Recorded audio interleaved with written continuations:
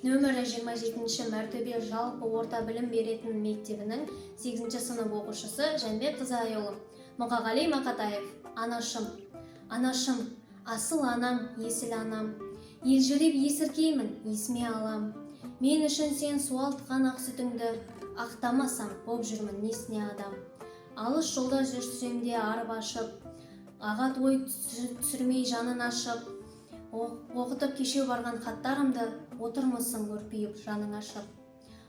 Өткізіп талай жылды, ай, аптаны, оқуын ұлың жақсы аяқтады. Анашым, білем сені қарсы емессің, кеттім мен тың даланы оятқалы.